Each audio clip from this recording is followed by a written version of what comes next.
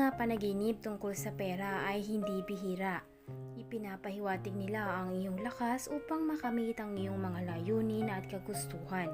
Ang pera sa isang panaginip ay maaring sumasalamin sa iyong antas ng kumpiyansa at halaga sa sarili. At ang panaginip na ito ay maaring magpahiwatig ng iyong kakayahang gawin ang nais mo sa buhay. Ang pera din sa panaginip ay sumisimbolo rin ng iyong pananalapi, personal na mga halaga at pakiramdam ng seguridad. Nagpapahiwatig din ito ng mga oportunidad na ipinakita sa iyo. Pero bago tayo magpatuloy, kung bago ka pa lang sa ating channel ay huwag kalimutang mag-subscribe at i-click mo na rin yung bell na yan sa side para naman updated ka sa ating mga bagong videos. Samantala, sa isang negatibong konotasyon naman ng isang panaginip tungkol sa pera ay maaring magpahiwatig ng hindi matatag na pananalapi at sa hindi maganda na mga sitwasyon sa buhay na mahirap malampasan. Maaari rin itong magpahiwatig ng hindi nakuha o nasayang na mga oportunidad. Ang panaginip na ito ay maaari ring magpahiwatig ng iyong kawalan ng katiyakan at kawalan ng pananampalataya sa iyong mga kakayahan. Siguro dahil sa palagay mo ay wala kang kakayahang matupad ang iyong mga hangarin at layunin. Narito ang iba't ibang klase ng panaginip tungkol sa pera. Ano nga ba ang kahulugan at interpretasyon ng mga ito? Mga panaginip tungkol sa hindi pagkakaroon ng pera ay nagpapahiwatig ng iyong mababang kumpiyansa sa sarili, kawalan ng kapanatagan at mababang tingin sa sarili. Marahil ay pakiramdam mo na wala kang magagawa upang mabago ang iyong sitwasyon. Kung nanaginip ka tungkol sa perang papel, ang ganitong panaginip ay maaring magpaalala sa iyo tungkol sa ilang mga bayarin o mga utang na kailangan mo ng bayaran sa lalong madaling panahon. Panaginip tungkol sa mga tumpok o salansan na pera. Kung nakakita ka ng mga tumpok ng pera sa iyong panaginip o kahit na binilang ang mga ito, ang ganitong panaginip ay isang napakahusay na senyales. Ang panaginip na ito ay maaring mahulaan ng isang hinaharap na kayamanan at kasaganaan. Sumisimbolo din ito ng karangyaan at walang pag-aalala sa hinaharap. Panaginip na pagkawala ng pera. Kung pinanaginipan mo namang nawalan ng pera, ang panaginip na ito ay karaniwang isang masamang palatandaan na nanguhula ng mga problema sa malapit na hinaharap. Marahil ay makakahanap ka o makakaharap ka ng mga problema na may kaugnayan sa iyong tahanan at pamilya. Minsan ang mga problemang ito ay maaring may kaugnayan sa iyong trabaho. Ang panaginip na tungkol sa pagkawala ng pera ay maaari ring maging isang salamin ng iyong anxiety tungkol sa pagtatapos ng maraming mga gawain. Panaginip tungkol sa paghahanap ng pera. Kung ang panaginip mo ay tungkol sa hindi inaasahang paghahanap mo ng pera, ay isang mabuting tanda na hinuhulaan ang mga magagandang bagay na darating sa iyong buhay.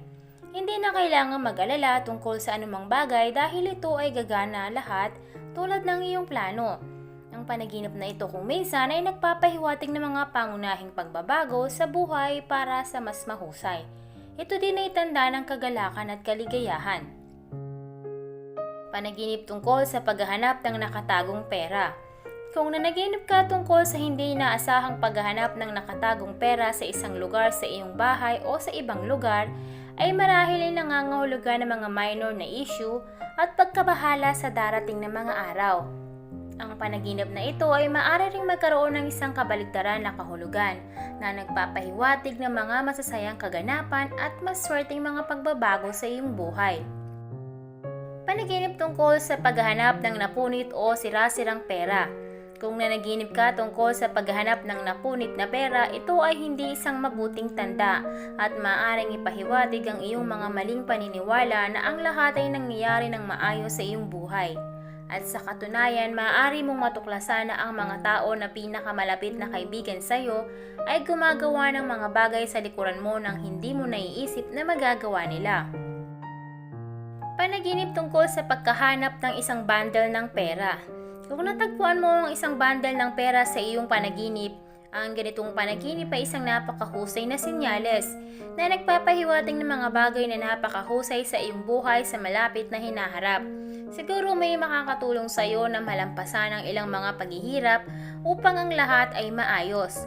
Ang lahat ng iyong mga hadlang at problema ay madaling malulutas. Panaginip tungkol sa paghahanap ng pera sa ilang mga lumang damit. Kung nanaginip ka na naghahanap ng pera sa ilan sa iyong mga lumang damit, ito ay hindi isang mabuting tanda.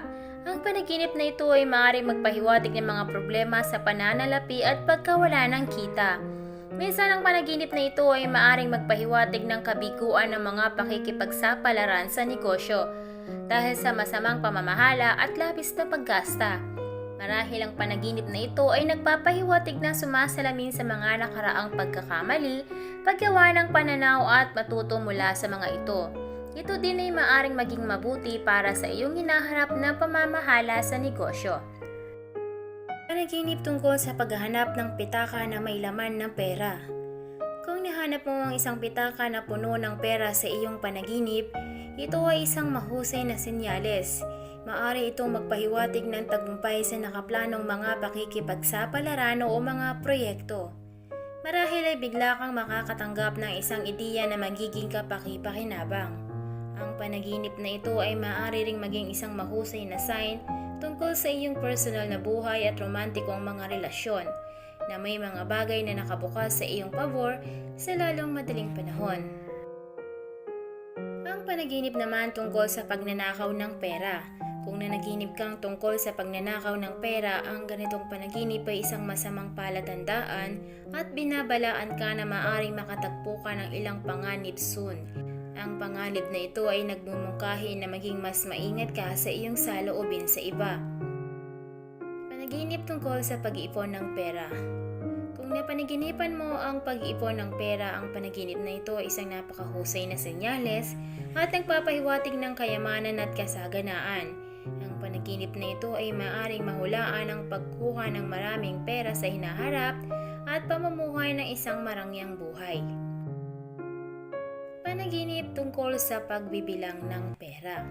Kung binibilang mo ang pera sa iyong panaginip na pagtanto mo na wala kang sapat na pera para bayaran ng isang bagay, ang ganitong panaginip ay hindi isang mabuting tanda at karaniwang nagpapahiwatig ng mga isyu sa pera na kasalukuyan mong nararanasan. Marahil ay nakikibaka ka upang bayaran ang iyong mga bayarin. Ang panaginip na ito ay isang paalaala upang baguhin ang iyong mga gawi sa paggastos at bawasan ang paggastos ng di kinakailangan. Ang pagbibilang ng pera sa iyong panaginip ay maaari ring maging tanda ng mga awakened creativity at maraming mga ideya na maaring nais mong ibahagi sa iba. Panaginip tungkol sa paggastos ng pera ng ibang tao. Kung napanaginipan mo ang paggastos ng pera ng isang tao para sa iyong mga pangangailangan, ang ganitong panaginip ay hindi magandang tanda at maaring ipahiwatig na nahuli ka sa ilang mga gawaing panluloko. Ang panaginip na ito ay maaari ring magpahiwatig ng pagkawala ng isang mabuting kaibigan dahil sa iyong pag-uugali. Panaginip tungkol sa paghiram ng pera sa isang tao. Kung nanghiram ka ng pera sa isang tao sa iyong panaginip, ang ganitong panaginip ay maaaring ipinapahiwatig na ang mga tao ay mas nag-e-expect ng higit pa sa tunay na kaya mong gawin. Ang kanilang mga inaasahan ay maaaring makapagpahina sa iyong pagpapahalaga sa sarili at makaramdam ka ng kawalan ng kakayahan. Panaginip tungkol sa pag-aabot ng pera sa isang tao. Kung nanaginip ka na nag-aabot ka ng pera sa isang tao, ang ganitong panaginip ay maaaring magpahiwatig ng pangangailangan na mamuhunan ng mas maraming pera sa iyong kasalukuyang proyekto. Panaginip tungkol sa pagtanggap ng pera. Kung nakatanggap ka ng pera mula sa isang tao sa iyong panaginip, ang ganitong panaginip ay nagpapahiwatig ng iyong pagkabukas palad. Ikaw ay marahil laging handa na tulungan ang iba na nangangailangan. Panaginip tungkol sa pagkita ng pera. Kung kumita ka ng pera sa iyong panaginip, hindi iyon maaaring maging isang magandang tanda dahil ito ay nagpapahiwatig na talagang gagastos ka ng maraming pera soon. Marahil ay bibili ka ng isang malaking bagay tulad ng kotse o isang bahay. Panaginip tungkol sa pagdodonate ng pera. Kung nanaginip ka na nagdodonate ka ng kaunting pera, ang ganitong panaginip ay isang mahusay na senyales na nagpapahiwatig ng isang panahon ng pagpapahinga sa iyong buhay. Marahil ay pupunta ka sa isang kakaibang patutunguhan na gusto mong puntahan, ngunit hindi ka nagkaroon ng oras at pera upang gawin ito. Panaginip tungkol sa pagbabayad ng isang bagay gamit ang pera. Kung napanaginipan mo ang tungkol sa pagbabayad ng isang bagay gamit ang pera at pagbibigay ng pera sa isang tindero, ang ganitong panaginip ay maaring hindi isang mabuting tanda at nagpapahiwatig ng mga problema at mahirap na oras. Marahil nakakaranas ka ng ilang mga hindi kasiyasiyang sitwasyon na makakaapekto sa iyong buhay sa trabaho man o sa personal. Panaginip tungkol sa pera ng dayuhan. Kung pinanaginipan mong nagbabayad ka ng isang bagay gamit ng pera ng dayuhan o hinahawakan mo lamang ito sa iyong mga kamay, ang ganitong panaginip ay hindi isang mahusay na gawain o sign na may kaugnayan sa negosyo. Maaari mong makita ang iyong sarili sa isang hindi kasiyasiya at hindi siguradong posisyon sa trabaho o sa iyong sariling pribadong negosyo, dahil sa ilang nakakahamak na panghihimasok mula sa iyong kompetisyon. Panaginip tungkol sa pamumuhunan ng pera. Kung namumuhunan ka ng pera sa ikipagsapalaran o negosyo sa iyong panaginip, ang ganitong panaginip ay isang mabuting tanda na nagpapahiwatig ng isang posibleng karagdagan sa iyong pamilya. Siguro sa isang tao mula sa iyong pamilya ay magpapakasal sa lalong madaling panahon o isang miyembro ng pamilya ay magkakaroon ng isang bagong anak. Panaginip tungkol sa paghawak ng pera sa iyong kamay. Kung napanaginipan mong may hawak kang pera sa iyong kamay, ang ganitong panaginip ay isang napakamaswerteng palatandaan at nagpapahiwatig ng tagumpay. Ang panaginip na ito ay isang pahiwatig na napakalapit mo sa pagtupad ng ilan sa iyong pinakamahalagang hangarin sa buhay. Ang lahat ng mga pangyayari ay gagana sa iyong pabor sa mga darating na araw at buwan. Panaginip tungkol sa nasusunog na perang papel. Kung napanaginipan mong nasusunog na perang papel, ang ganitong panaginip ay isang napakasamang palatandaan na nagpapahiwatig ng pagkawala, lalo na ang pagkawala ng pera. Siguro hindi mo matatanggap ang kita na inaasahan mong matatanggap. Marahil ang ilan sa iyong mga pamumuhunan ay lalabas na hindi magiging kapaki-pakinabang pagkatapos ng lahat. Panaginip tungkol sa pagpapahiram ng pera ng isang tao na may interes.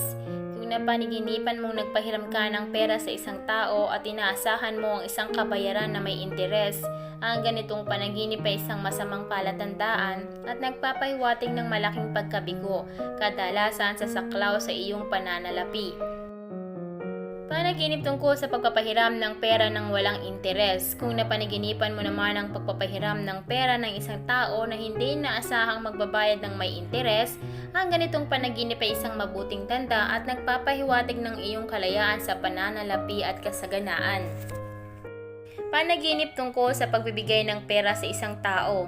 Maaring magpahiwatig ng ilang mga pangyayari na mapalakas ang iyong kumpiyansa at paniniwala sa iyong mga kakayahan upang makamit ang tagumpay.